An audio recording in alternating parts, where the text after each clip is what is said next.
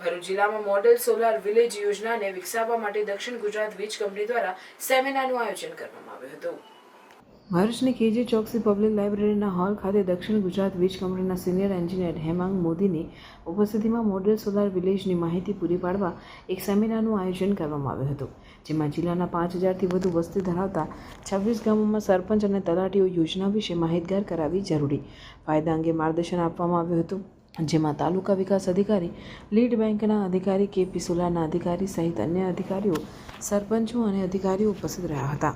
Model solar village યોજના હેઠળ તારીખ 1/4/2025 થી 30/9/2025 દરમિયાન યોજાનાર સ્પર્ધામાં ભાગ લઈ રહેલ ભરૂચ જિલ્લાના 5000થી વધુ વસ્તી ધરાવતા 26 રેવન્યુ ગામોના સરપંચ અને તલાટીઓને યોજનાની વિસ્તૃત માહિતી આપવા સાથે ખર્ચ અને લોન અંગે પણ જાણકારી આપવામાં આવી હતી।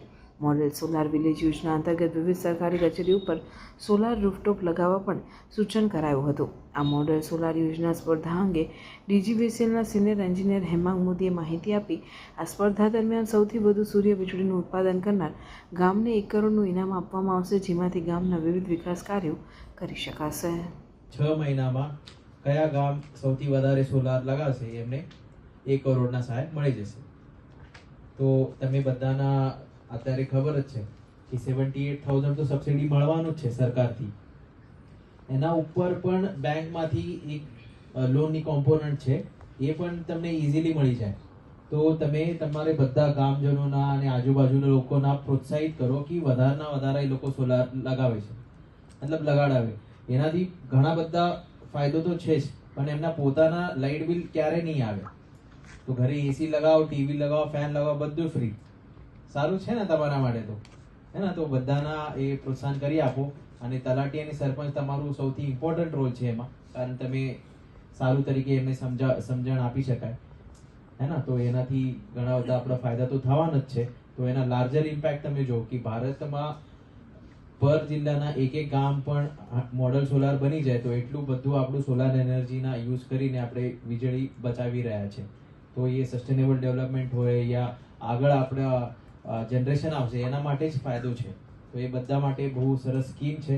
તો બધા પંચાયતો અને સરપંચો અને તલાટીઓને એના પ્રોત્સાહન તરીકે એમના જોરથી ભાગ લેજો અને અવોર્ડ મળી જાય। જેને પણ મળી જાય અવોર્ડ તો એ તો આપણે ડિસાઈડ કરવાનું છે, પણ બીજા બધાના પણ ઘણા બધા લાભ તો એમાંથી મળવાનું છે।